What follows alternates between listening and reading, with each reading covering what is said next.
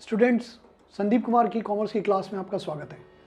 मैंने आपको हमने मटेरियल कॉस्टिंग उठाया था। मटेरियल कॉस्टिंग में आपको इकोनॉमिक ऑर्डर क्वांटिटी सिखा रहा हूँ।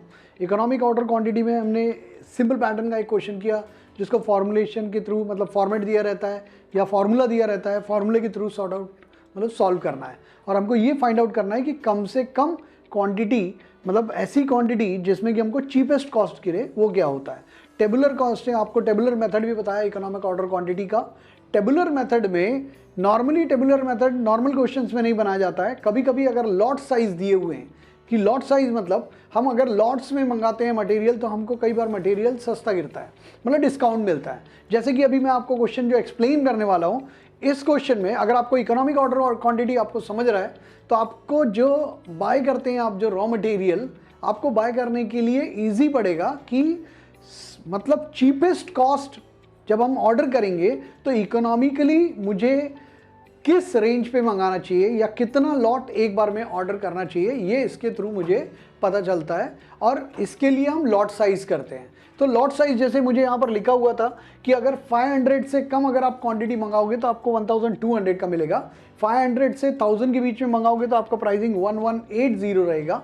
1000 से 2000 के बीच में 1160। आप देख सकते हैं जैसे जैसे आप लॉट साइज बढ़ाओगे आपको कॉस्टिंग जो है वो ऑटोमेटिक रिड्यूस होगा, क्योंकि सामने वाला जो सप्लायर है वो आपको डिस्काउंट देगा क्योंकि आप बल्क में खरीद रहे हो मटेरियल। अभी जो मैंने फॉर्मेट ऑलरेडी आपको बताया है बहुत ईजी है, पर और एग्जाम में हमेशा इस तरह के क्वेश्चंस पूछे जाते हैं। एग्जाम में इवन तो जब हम जॉब में रहते हैं और आप परचेस डिपार्टमेंट में हैं तो परचेस डिपार्टमेंट में भी इस तरह के फॉर्मूले के थ्रू हम फाइंड आउट कर सकते हैं कि इकोनॉमिकली हमको किस तरह से मटेरियल मंगाना चाहिए। तो अभी सबसे पहले मैं आपको फॉर्मेट एक बार क्लियर कर देता हूँ। टेबुलर मेथड है। टेबुलर मेथड में सबसे पहले जितने लॉट साइज होंगे, लॉट लाइक 400 500, इट्स 1 2 3 4 एंड 5। सो आपको 5 कॉलम्स बनाना पड़ेगा। सबसे पहले एक होगा पर्टिकुलर जिसमें मुझे डिटेल लिखना है। Again 1 2 3 4 and 5। एक्चुअली 5 कॉलम्स होंगे। 5 कॉलम्स, एक आपको ईच एंड एवरी कॉलम में सबसे पहले आपका पर्टिकुलर होगा। पर्टिकुलर्स मतलब details. Then column number 1 400, then these are the lot size 400 500 1000 2000 and 3000। ये आपका लॉट साइज होता है। तो लॉट साइज डिपेंड करेगा particulars 1 2 3 4 and 5 type of lot size है। सबसे पहले हमको एनुअल रिक्वायरमेंट आपको पता होना चाहिए कि अगर आपकी कंपनी कोई मैन्युफैक्चर कर रही है, जैसे मैंने आपको बताया कि आप अगर फैन मैन्युफैक्चर कर रहे हैं तो फैन सपोज आप पर मंथ 1000 फैन बनाते हैं तो 12 महीने में 12,000 फैन बनाएंगे। और अगर 12,000 बनाते हो और एक फैन में 4 स्विचेस लग रहा है तो 12,000 फैन में 48 स्विचेस लगेगा, 48,000। तो आप 48,000 का आपका एनुअल रिक्वायरमेंट है। जैसे यहाँ पर एनुअल रिक्वायरमेंट लिखा हुआ है कि 5000 units, that is called a means annual requirement. Annual requirement is 5000 units. तो 5000 you have to put 5000 unit in all the columns. 5000 5000 5000, this is the requirement. Next आपका रहेगा कि जब ऑर्डरिंग कॉस्ट, मतलब हमारा लॉट साइज हम लिखेंगे। हमारा lot size which is given, let suppose it is not given, then you have to put 1 to 12 या क्वार्टरली भी आप बना सकते हैं। तो lot size already given 400 like 500 like 1000 2000 and at last 3000। So next is number of orders. Number of order means what? Annual requirement, suppose बंदे का annual requirement है 5000 और वो 400 का लॉट साइज है। मीन्स अगर वो 400 ऑर्डर्स देता है वन टाइम में या 500 ऑर्डर देता है वन टाइम में, आपका रिक्वायरमेंट 5000 है और आप 500 का आप ऑर्डर दे रहे हो, इसका मतलब आपको 10 ऑर्डर्स देना पड़ेगा। टोटल नंबर ऑफ ऑर्डर्स आपको 10 टाइम्स ऑर्डर देना पड़ेगा, इसलिए इसको बोलते हैं नंबर ऑफ ऑर्डर्स। ऐसे ही अगर आप 5000 डिवाइड बाई 400 करेंगे तो 4 to the 8 4 5 the 10 1 2 5 0 means 12.5 orders, 10 orders। then next divide this 5 orders, then divide this 2.5 orders। इसको डिवाइड करेंगे तो 1.33 समथिंग आएगा, विच इज़ नॉट फिजिबल नहीं है। आप 1.33 ऑर्डर नहीं दे सकते हैं, 1 ही ऑर्डर दे सकते हैं। So better to skip this. सो आप पहले क्वेश्चन को समझ लीजिए किस तरह से क्वेश्चन को सॉल्व करना है। नेक्स्ट आगे बढ़ता हूँ। तो इसके बाद आपका दिया रहता है कैरिंग कॉस्ट, ऑर्डरिंग कॉस्ट। सबसे पहले आप ऑर्डरिंग कॉस्ट लिखेंगे। ऑर्डरिंग कॉस्ट मतलब एक टाइम ऑर्डर करने के लिए जो कॉस्टिंग आता है, ये आपका कॉस्ट हो सकता है, ट्रांसपोर्टेशन कॉस्ट हो सकता है कि जब मैं मटेरियल ऑर्डर करता हूँ तो बंदा उसको ट्रांसपोर्टेशन कॉस्ट यहाँ तक पहुँचाने के लिए उतना चार्जेस लेता है, और ये एक पर्टिकुलर ऑर्डर का होता है। तो जितने नंबर ऑफ ऑर्डर्स होंगे उससे वो मल्टीप्लाई हो जाएगा। लाइक यहाँ पर जो प्राइसिंग है that is 1200 rupees, 1200 rupees, 1200 rupees, 1200 rupees, 1200 rupees. Next is the carrying cost. Carrying cost tabular method का यूज कहां पर है, क्योंकि प्राइस इस क्वेश्चन में प्राइस वेरी कर रहा है और प्राइस के अकॉर्डिंग हमारा कैरिंग कॉस्ट होगा, क्योंकि इस क्वेश्चन में प्राइस भी मुझे पुट करना पड़ेगा क्योंकि प्राइस चेंज हो रहा है। जब भी प्राइस चेंज होगा तो you have to add price to the table, क्योंकि टेबल में अगर आप प्राइस ऐड करेंगे तभी आप उसका कैरिंग कॉस्ट फाइंड आउट कर पाएंगे, क्योंकि कैरिंग कॉस्ट जो डिपेंड होता है वो कैरिंग कॉस्ट डिपेंड होता है प्राइसिंग पे।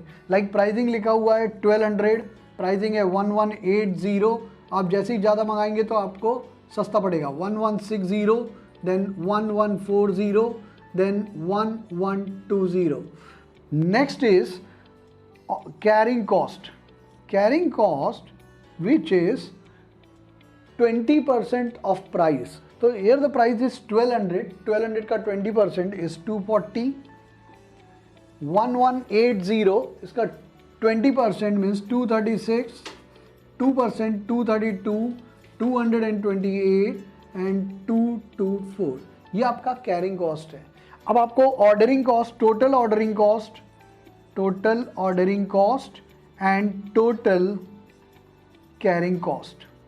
Ordering cost is so simple, number of orders multiply by each order cost. Each order cost is 1200 rupees and you are placing the order 12.5. So 1200 into 12.5, 1200 into 12 करेंगे तो आपको clearly 14,400 आता है। 600 और add कर देंगे तो यह जाएगा 15,000 रुपीज़।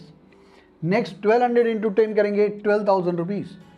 1200 इंटू 5 करेंगे 6,000, इंटू 2.5 करेंगे तो 2400 एंड 600 इट्स 3000। इसको बेटर है कि इस इक्वेशन को 5 वाले को हम स्किप कर सकते हैं क्योंकि पॉइंट में और इस तरह से कभी कोई ऑर्डर देता नहीं है। टोटल अभी आ रहा है total carrying cost. Carrying cost के लिए आप ध्यान रखेंगे कैरिंग कॉस्ट का फॉर्मूला होता है, प्राइस से आपका यहाँ कनेक्शन नहीं है, लेकिन आपका जो कैरिंग कॉस्ट पर यूनिट होता है, per year per unit, carrying cost per year per unit is 240। सो आपका point number carrying cost per year per unit, carrying cost per year per unit multiply by 1/2 carrying cost per year per unit into 1/2, क्योंकि आप carrying cost निकाल रहे हैं into lot size. Lot size से इसको आपको multiply करना पड़ेगा। लाइक लॉट साइज 400 है, कैरिंग कॉस्ट आपका 240 है, सो 240 into 1/2 into lot size is 400। So multiply करेंगे तो 200 आएगा, 200 को इससे मल्टीप्लाई कर देंगे 48,000, इट्स 48,000।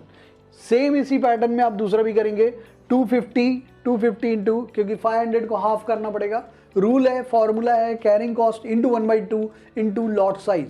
तो आपको लाइक 236 दिया है कैरिंग कॉस्ट और यहाँ आपका जो लॉट साइज है वो 500 है, तो 500 को आप 250 करेंगे, 250 into 236, 250 into 236, 250 into 236 that is 59,000।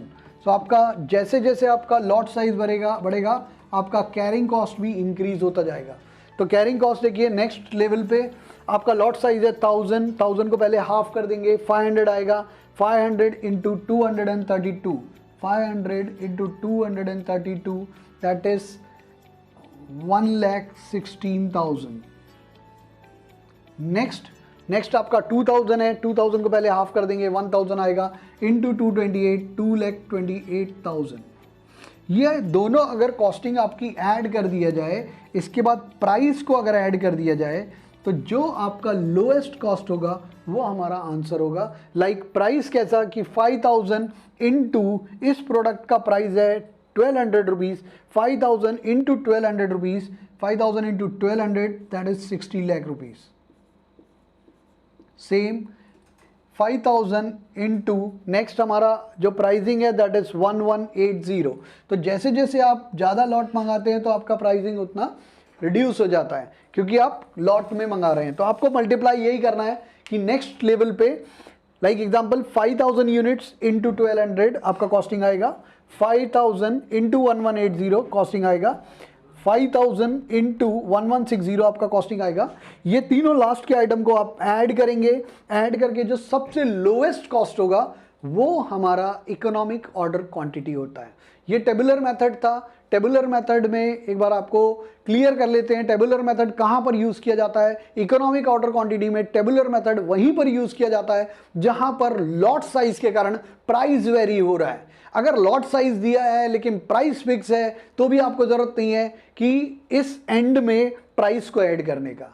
Price आप तभी ऐड करेंगे टेबुलर मेथड में, एंड में जो कॉस्ट है हमारा मटेरियल का कॉस्ट है, मटेरियल का कॉस्ट आप तभी ऐड करेंगे जब मटेरियल का प्राइस वेरी हो रहा है लॉट के अकॉर्डिंग। अगर लॉट साइज बढ़ रहा है, आपका प्राइस कम हो रहा है तो बट ऑब्वियस मटेरियल के कॉस्टिंग में भी फर्क पड़ेगा, तो उसको भी कंसिडर किया जाएगा अगर मटेरियल का प्राइस डिफर हो रहा है। तो अगर मटेरियल का प्राइस डिफर नहीं हो रहा है, आप टेबुलर मेथड करेंगे, सिर्फ कैरिंग कॉस्ट और ऑर्डरिंग कॉस्ट को टोटल कर देंगे तो भी आपका आंसर जो इकोनॉमिक ऑर्डर क्वांटिटी है वो आपका आंसर आ जाएगा। तो जो सबसे लोएस्ट कॉस्ट होगी उस लाइन में जाना है और जो आपका लॉट साइज होगा वो आपका आंसर हो जाएगा जब आप टोटल करेंगे। तो इस तरह से हमने अभी मटेरियल कॉस्टिंग में मैंने आपको इकोनॉमिक ऑर्डर क्वांटिटी फॉर्मूले के थ्रू बताया, टेबुलर में नॉन वेरी ऑफ प्राइजेस बताया और लॉट साइज के थ्रू, और अभी मैंने आपको वेरी मींस डिस्काउंट के साथ प्राइस में टेबुलर में किस तरह से economic order quantity find out किया जाता है ये मैंने आपको सिखाया। आप इसी तरह से मेरे साथ चैनल पे बने रहिए तो उससे आपको आगे के भी जो कॉस्टिंग और अकाउंट से रिलेटेड, कॉमर्स से रिलेटेड जो भी सब्जेक्ट्स होंगे वो आपको मेरे पास सीखने मिलेगा और आपके कॉन्सेप्ट भी क्लियर होंगे। अगर आपको पसंद आया हो तो डेफिनेटली सब्सक्राइब कीजिए। Thank you.